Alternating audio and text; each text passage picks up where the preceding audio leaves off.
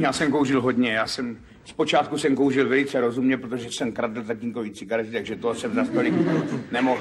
To bylo, než jsem fasoval, tak na začátku té války, tak jsem mu vždycky v jednu, rozlepil jsem krabičku a vytáhl jsem jednu cigaretu a uměli medem, pač lepidlo jsme neměli. Jsem to zalepil prostě a bratranci dělali něco podobného, když jsme byli děti, tak jsme taky tak vždycky šlohli dědečkovi něco. Jednou dokonce to mělo následky, přijel z Wiener Neustadtu náš strýc Schumacher a kouřil takovýhle doutníky, takže to působilo na nás i projímavě. To vypadalo, že už nikdy nepřestaneme. No a tatínek pak na to přišel, že mu chybí cigareta, tak jako to řekl, tak já jsem už pak nemohl brát svou cigaretu, ale všechny jsem mu krátil o centimetr. Tak to víte, to je strašně namáhání, než si vyrobíte cigaretu, tak jako to o zdraví vůbec nešlo. Pak jsem začal kouřit, všichni kolem mě kouřili, takže já jsem vůbec neuvažoval o tom, že jako to je něco škodlivého nebo něco. Tak automaticky jsem to vzal. Bylo v tom trošku frajerství, musím uznat, že... A dopracoval jsem se k asi 80 cigaretám denně. Kouřil jsem americké cigarety v domnění, že jsou zdravější. Pak jsem dokonce četl v nějakým časopise, kdy byly testované cigarety, že z novozelandského tabáku jsou vyráběny atiky a ten nemá tolik při tom skapalnění toho dechtu a takové věci. Čili já, jak víte, já jsem opravdu šel směrem k nejzdravější cigaretě, ale zvyšoval jsem to množství. Takže já jsem jednoho dne šel s Kostelkou na nějaký rentgen, ještě tam, myslím, byl ťapák při filmování a oni měli nějaký potíže a tak jako tam čekali a ten doktor pá, a vy, já jsem pá, já jedu jenom doprovodit. On pá, no když už jste tady, sundejte si košilku, pojďte sem, on pá, tak tohle je nemocný člověk, řekl na mě, já neměl žádný potíže. Samozřejmě už v té době jsem kašlal, že jsou akvá, ty bys mohl mít i noční povolání, hlídat mlejn místo Bernardína. Pač to není kašel, to je štěkot. On řekl. Potíže, ráno jsem si zapálil cigaretu a byl jsem, já nevěděl, že to je z ty cigarety unavený. A mě jednou řekl kolega Oldřich Velen, Láďo, já jsem byl kuřák a od té doby, co nekouřím, tak každý ráno, když se probudím, tak si říkám, jako bych vítal nový den. Já nekouřím. Já jsem to nechápal, proč nebo co. Mně v tom pomohlo to zhoršující se astma. Já když se dneska ráno probudím, tak si říkám, já nekouřím. Protože to je hrozně rozdílný, nebo ten rozdíl je tak veliký, tak markantní, jak člověk vstane a všecko mu normálně funguje. Nedáví se, nebudí barák,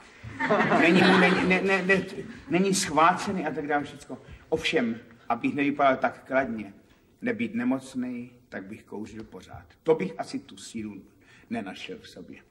Tady kolega Vala, ten nikdy nekouřil, takže on to nemůže posoudit, jak je těžký přestat kouřit.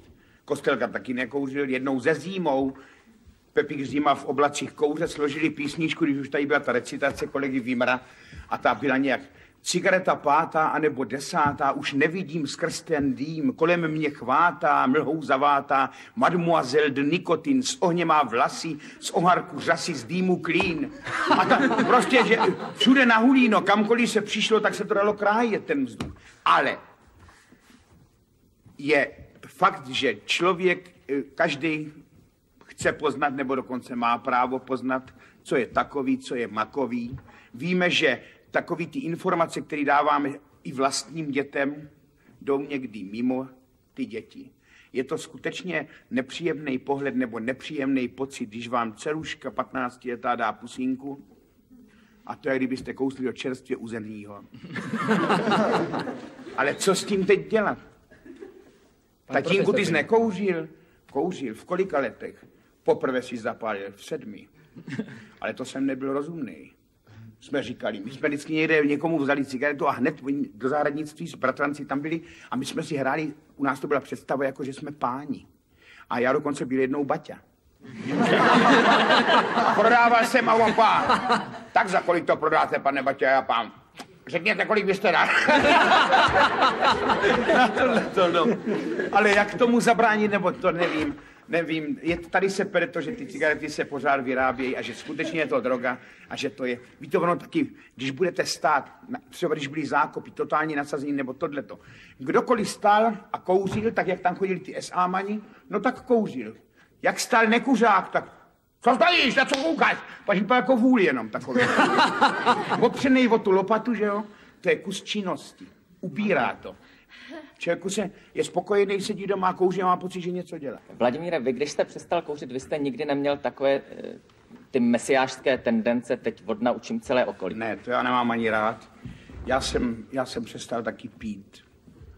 Ale točil jsem po 10 letech abstinence, když jsem taky nekouřil. Jsem točil na Moravě film Bouřlivý víno, hrál jsem předsedu vinařského družstva. Měl jsem tam 2 umělecký poradce, odborní poradce vlastně. A mým pracovištěm byl vinný sklep, takže jsem se tam spustil trochu. Řekl jsem si, jestli pak jsem to nezapomněl ještě, jak chutná vínko, ale nezapomněl jsem to.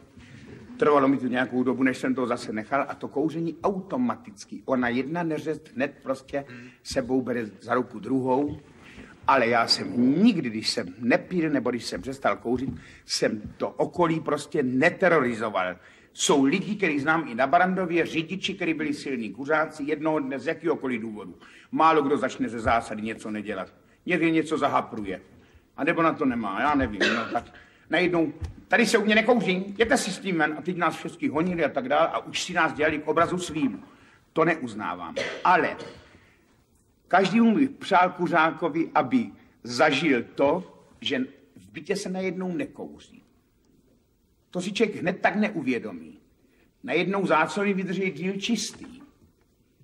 Ve voze je úplně jiný vzduch. To přední sklo není začmouzený nějaký tohle. To si neuvědomí. Pokud k němu nepřijde první návštěva kuřáků, jim dá popelníky, všecko, můžeme vás kouřit, no samozřejmě. A teď odejdou a týden se zbavujete těch následků, těch několika cigaret. Takže tam si člověk najednou uvědomí, že tam nějaký svinstvo v tom musí být teda. Takže a po těch všech informacích, jedině analfabet ještě neče žádný článek o tom, co to způsobuje. To je evidentní dneska.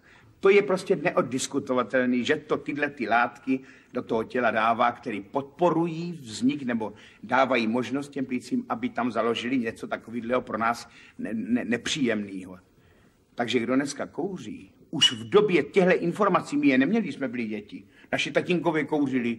Já jsem vydával 100 zorek v tom balení, v těch krabičkách, že jo. A to všecko dovedli ti naši tátové a dědečkové vykouřit. Tak dneska, když začíná dítě kouřit, v 15 letech jsou, jako my jsme byli v 18, vyspělí, i rozumově, já se aspoň domnívám. To jistě. Tak jsou to hrdinové, protože vědomně na sobě páchají harakiri.